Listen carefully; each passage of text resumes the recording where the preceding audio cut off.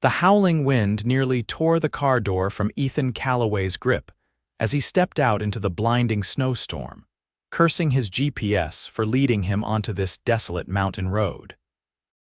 One moment he was cruising toward the luxury resort where his executive team awaited, and the next he was fighting through a whiteout with a rapidly dying cell phone and a blown tire. Squinting through the swirling snow, Ethan spotted a warm yellow glow ahead, a beacon in the storm. As the 35-year-old shipping magnate trudged toward it, his Italian leather shoes sinking into the accumulating snow, he grimaced at the thought of missing tomorrow's pivotal meeting. $8 billion in assets, 12,000 employees worldwide, and here he was, brought to his knees by an unexpected blizzard in the middle of nowhere. The weathered sign hanging from a rustic post came into view: Pine Haven Bed and Breakfast. Hardly the 5-star accommodations he was accustomed to. But at this point, Ethan would have settled for a garden shed with a space heater. He pushed open the heavy wooden door, bringing with him a gust of icy wind and snowflakes. The warmth hit him immediately, along with the scent of cinnamon and burning wood.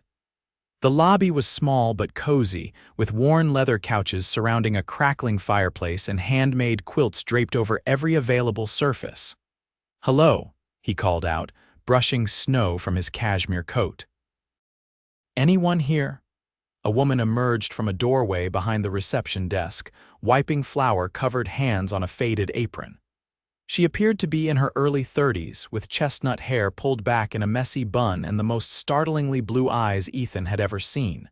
"Goodness," she exclaimed. "Where did you come from? The roads have been closed for hours." "Apparently my GPS didn't get the memo," Ethan replied dryly. "I'm Penelope Foster," she said, extending a hand before quickly withdrawing it with a self-conscious laugh. "Sorry, flour everywhere. Welcome to Pine Haven." "Ethan Calloway. My car has a flat about a quarter-mile down the road. I was hoping you might have a room available."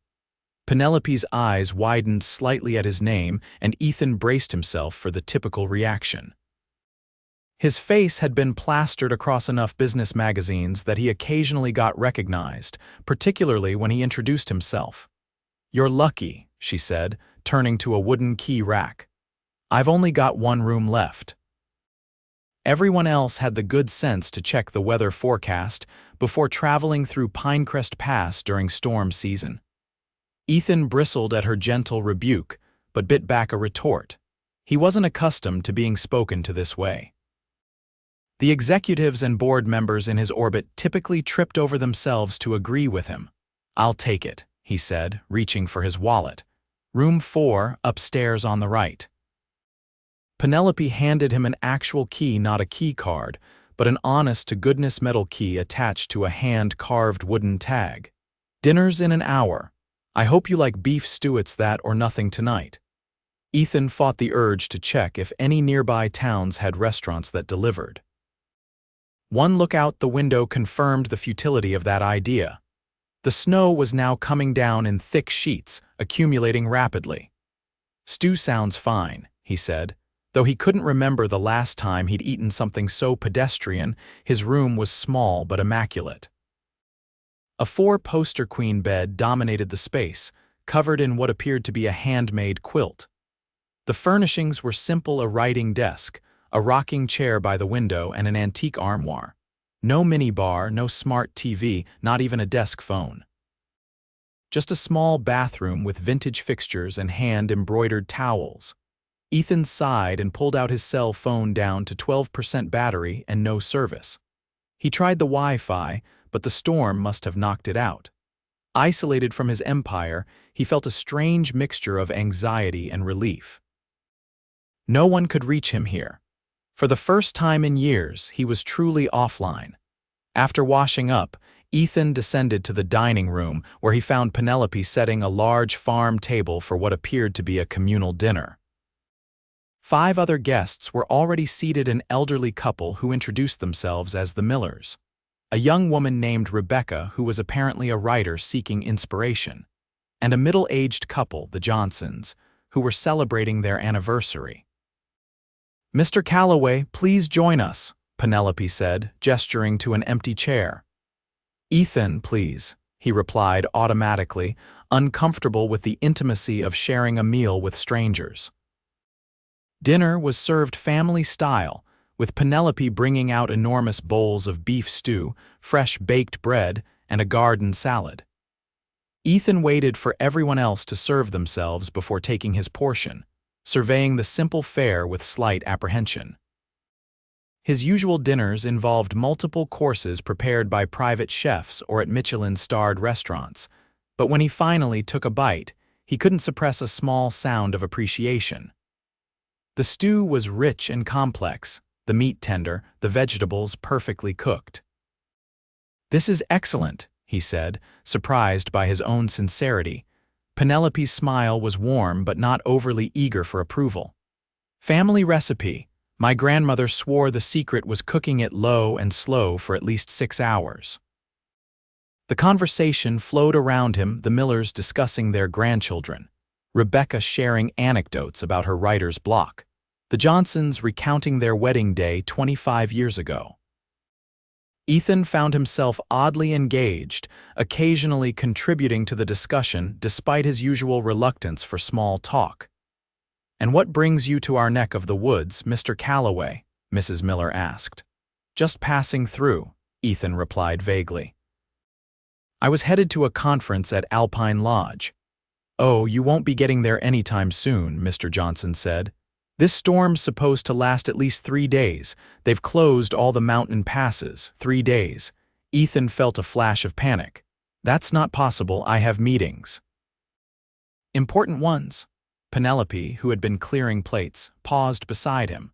"Mother Nature doesn't much care about meeting schedules, I'm afraid, but you're welcome to stay here until the road's clear." The resignation in her voice told Ethan this wasn't a battle worth fighting. He'd have to call his team in the morning, assuming he could get a signal. After dinner, the other guests retired to their rooms, but Ethan found himself restless. He wandered into the small library adjacent to the dining room, drawn by the shelves of books lining the walls. "Can't sleep." Penelope's voice startled him. She stood in the doorway with 2 mugs of something steaming. "I thought you might like some hot chocolate. Real chocolate, not that powdered stuff." Ethan accepted the mug. "Thank you, and no, I don't sleep much in general." "Too many important things to think about." There was no sarcasm in her tone, just genuine curiosity. "Something like that," Ethan replied, taking a sip of the hot chocolate. It was rich and velvety, unlike anything he'd tasted before. "This is incredible." Another family recipe. Penelope settled into a worn leather armchair across from him. "So, what do you do when you're not getting stranded in blizzards?" Ethan hesitated. He usually kept personal details close to the vest, especially with strangers. But there was something disarming about Penelope's straightforward manner. "I run a shipping company, Calloway Maritime." Recognition flickered in Penelope's eyes. "The global shipping enterprise." "That makes you?" "Yes," Ethan confirmed, waiting for the inevitable change in her demeanor, the subtle shift to ingratiation that typically followed when people realized his net worth. But Penelope just nodded thoughtfully. "That explains the tension you're radiating." "Must be hard being away from the helm during a storm." Ethan barked a short laugh, surprised by her astute observation. "You have no idea." "Actually, I might. This place is my ship. Smaller than yours, certainly, but just as demanding. You own Pine Haven, 4th generation." "My great-grandparents built it in 1922, been in the family ever since." Ethan looked around the room with new appreciation. "It's charming," Penelope laughed, a genuine sound that made her eyes crinkle at the corners. "That's typically what people say when they're trying to be polite about something outdated." "No, I mean it. There's history here, character. It's also a money pit that consumes every spare dollar and moment I have," she said, though her voice held more affection than complaint. "But I love it.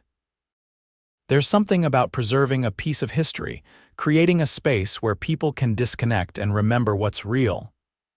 The irony wasn't lost on Ethan. Here he was, forcibly disconnected from his digital empire, sharing hot chocolate with a woman who valued the very thing he'd been fighting against. They talked late into the night. Penelope told him about growing up in Pine Haven, taking over the business after her parents retired to Florida. Her struggles to keep the place afloat in an age of chain hotels and online vacation rentals. Ethan found himself sharing stories from his early days building Calloway Maritime from the modest regional shipping company. His father had left him into the global powerhouse it was today. It was past midnight when Ethan finally climbed the stairs to his room, realizing with surprise that he hadn't checked his phone once during their conversation. Morning arrived with no respite from the storm. If anything, the snow had intensified overnight. After a breakfast of homemade blueberry pancakes and locally sourced maple syrup, Ethan attempted to reach his office using the landline, which was miraculously still working. His assistant, Marcus, was predictably frantic. "Sir, the board has been trying to reach you. The Nakamura deal is on the verge of collapse and the executive team doesn't want to proceed without your approval." "Put Richard on the phone," Ethan ordered, referring to his CFO. A few moments later, Richard's anxious voice came through. "Ethan, thank God. We need to make a decision on the Japanese acquisition today, or lose the opportunity entirely." Ethan listened as Richard outlined the situation, but found his attention wandering to the window, where Penelope was visible through the swirling snow, shoveling a path from the main house to a small outbuilding. She was bundled in a practical parka, her breath visible in the frigid air, working steadily despite the harsh conditions. "Ethan, are you there? What should we do?" Forcing his attention back to the call, Ethan made a decision. "Proceed with the acquisition. The terms we discussed last week are acceptable. I trust your judgment on the final details." Richard's surprise was palpable. "You're delegating this to me, the entire acquisition?" "You're more than capable, Richard. I wouldn't have hired you if you weren't. Keep me informed if you can reach me, but don't wait for my approval on every step. Just get it done." After hanging up, Ethan stood at the window, watching Penelope work. On impulse, he pulled on his coat and boots and headed outside. The cold hit him like a physical blow, but he pushed forward until he reached Penelope. "Need a hand?" he called over the wind. She looked up, surprise evident on her flushed face. "You don't strike me as the manual labor type." "I started working on shipping docks when I was 16, Ethan replied, taking the shovel from her hands. "I think I can handle a little snow." For the next hour, they worked side by side, clearing paths to the generator shed, the wood pile, and the small greenhouse attached to the kitchen. Ethan's expensive coat was caked with snow, his hands red and chapped despite his gloves, but he felt strangely invigorated. Back inside, they warmed up in the kitchen, where Penelope made them both steaming mugs of spiced cider. "Thank you for the help," she said, her cheeks still pink from the cold. "Most guests prefer to stay by the fire during storms." "I'm not most guests," Ethan replied. "No, you're certainly not." Their eyes met over their mugs, and Ethan felt an unexpected flutter in his chest. He quickly looked away, unsettled by the sensation. It had been years since he'd felt anything resembling attraction to someone. His life was too consumed by work, too structured for romantic entanglements. The day passed surprisingly quickly. With the roads still impassable and communications limited, Ethan found himself helping Penelope with various tasks around the inn, fixing a leaky faucet, reorganizing the pantry, even assisting in the preparation of dinner. The other guests seemed content to read by the fire or play board games in the common room, but Ethan preferred keeping busy.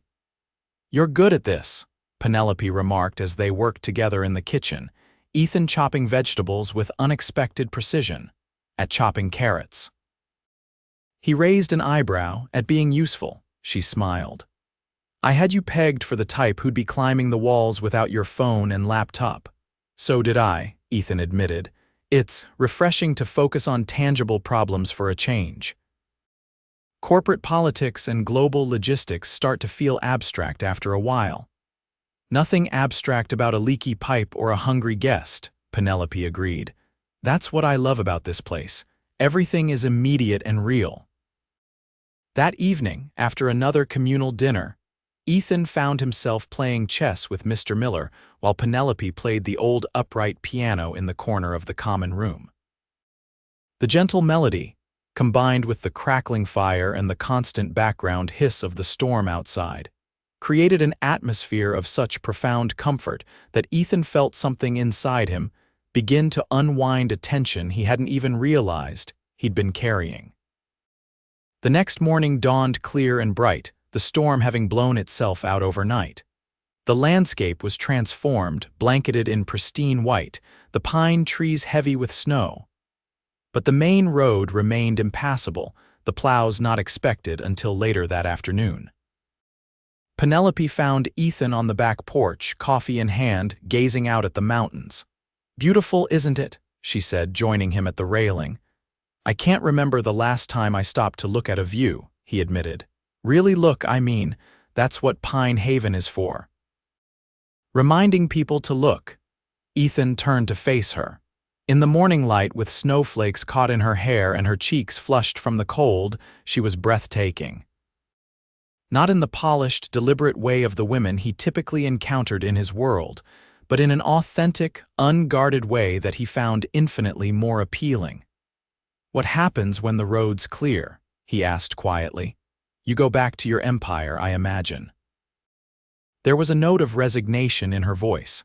"And if I don't want to," Penelope studied him, her blue eyes searching his face. "You have responsibilities. 12,000 employees, you said. An empire doesn't run itself." "No, but it can run without me being present every minute of every day." The realization struck Ethan as he spoke the words. "I've built a company that's bigger than myself. Maybe it's time I trusted the people I've put in place to do their jobs without my constant oversight." Penelope's expression was skeptical. 3 days away from your life and you're ready to revolutionize your management style. 3 days away from the noise, Ethan corrected. 3 days of clarity. Do you know how rare that is? Before she could respond, the distant sound of engines broke the stillness, snowplows making their way up the mountain road. Ethan felt a pang of something like panic. He wasn't ready to leave. "I should check on the other guests," Penelope said, turning to go. "They'll be eager to continue their journeys." Ethan caught her hand. "Have dinner with me tonight, not here somewhere else, once the roads are clear." Surprise flickered across her face. "Why?" "Because I'd like to know if what I'm feeling is real or just a product of being stranded in a snowstorm with a beautiful, competent woman who makes incredible hot chocolate." A slow smile spread across Penelope's face. "That's the most honest invitation I've ever received." By afternoon, the main road was clear enough for travel. The other guests packed up and departed with warm thanks to Penelope and promises to return. Ethan's car had been towed to the local mechanic, who had replaced the tire and assured him the vehicle was ready for the journey to Alpine Lodge. But Ethan found himself in no rush to leave. He helped Penelope clean the vacated rooms, learning the proper way to tuck hospital corners and fluff pillows. They worked companionably, their conversation flowing easily from books to music to childhood memories. "You're not what I expected," Penelope said as they folded the last of the clean sheets. "What did you expect?" "When I realized who you were, Ethan Calloway, billionaire shipping magnate, I expected arrogance, impatience, demands for special treatment. And instead you got free labor and mediocre plumbing skills." Penelope laughed.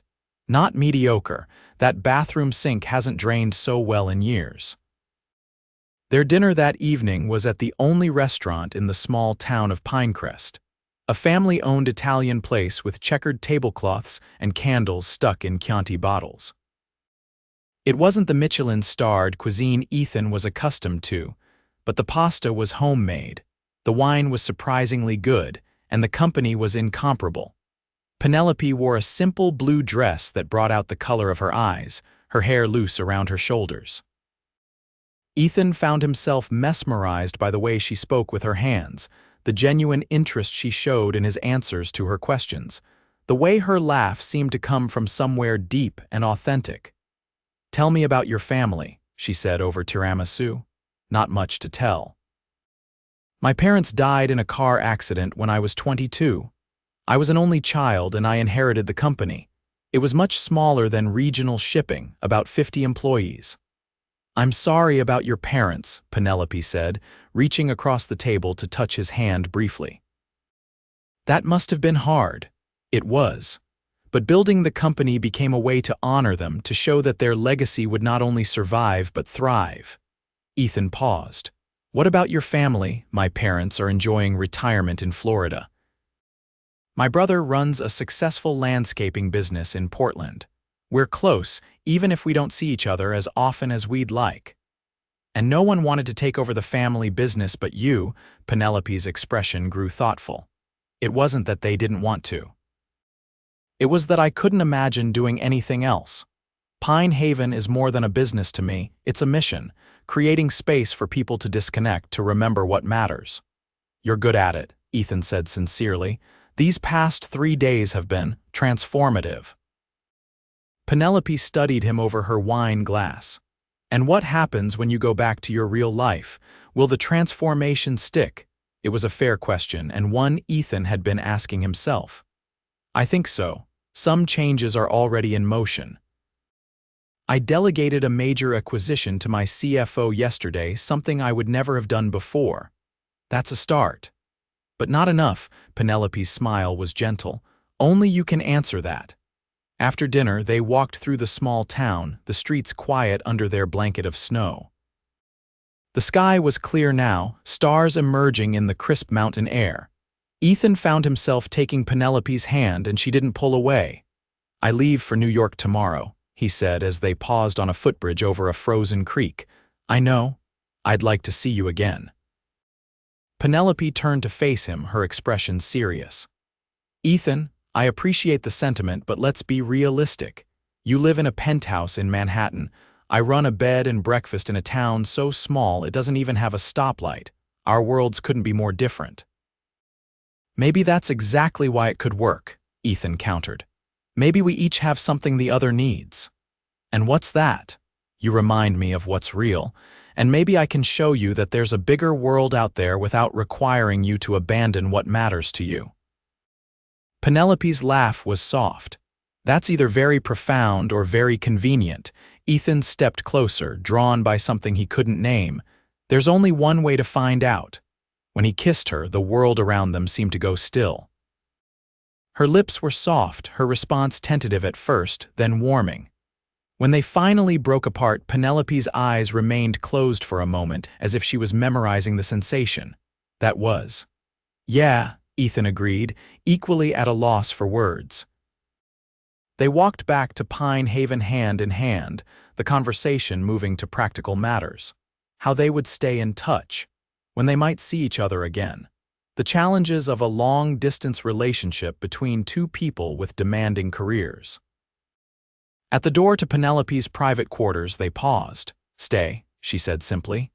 And he did. Morning found them tangled together in Penelope's bed, sunlight streaming through the windows. Ethan traced lazy patterns on her bare shoulder, reluctant to break the spell of their intimate cocoon. "I have to go," he said finally. "I know." Penelope's voice was steady, but her eyes betrayed her uncertainty. "This isn't goodbye," Ethan promised. "It's just the beginning. That's what people always say. I'm not people, I'm Ethan Calloway. When I commit to something, I follow through." The corner of Penelope's mouth quirked up. "Is that the billionaire talking?" "No," Ethan said seriously. "It's the man who spent 3 days snowed in at a small town bed and breakfast and discovered what he'd been missing his entire life." He kissed her one more time before reluctantly rising to pack his belongings. In the weeks that followed, Ethan surprised everyone in his orbit with the changes he implemented. He delegated more responsibility to his executive team.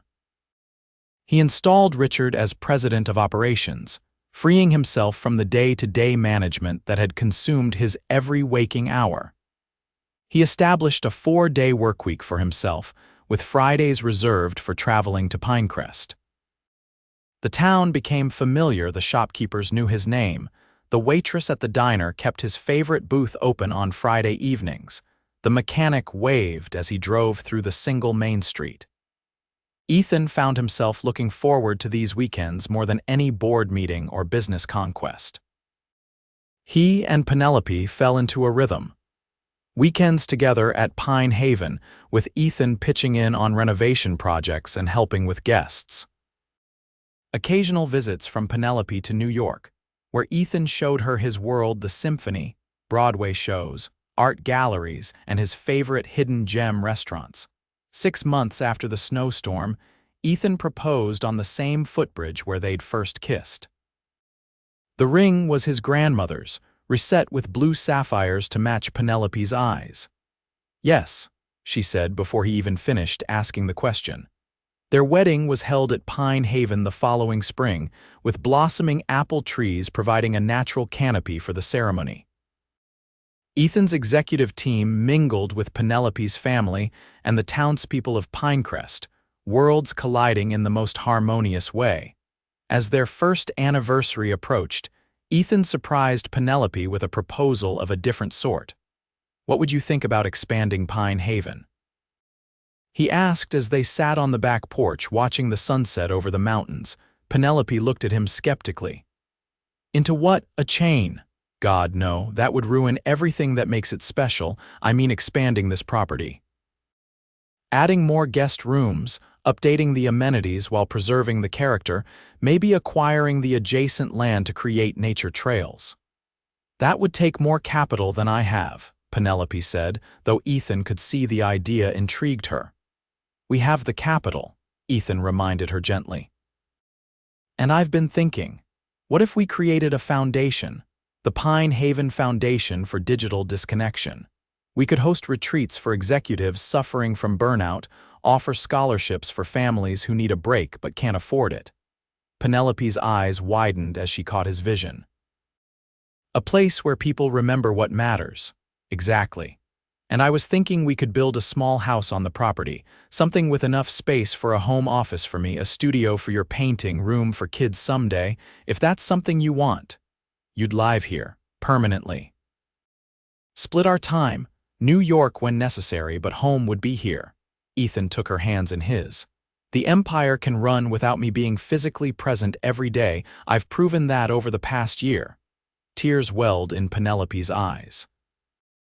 "When you first showed up at my door that night, I never imagined." "Neither did I," Ethan said, pulling her close. "I came to Pinecrest by accident and found purpose by design. Some people might call that fate." As the sun disappeared behind the mountains, casting the valley in shades of purple and gold, Ethan reflected on the strange and wonderful journey that had brought him here. A blown tire, a snowstorm, a woman with blue eyes who saw past his wealth and title to the man beneath. Sometimes the wrong turn was the only way to find the right destination.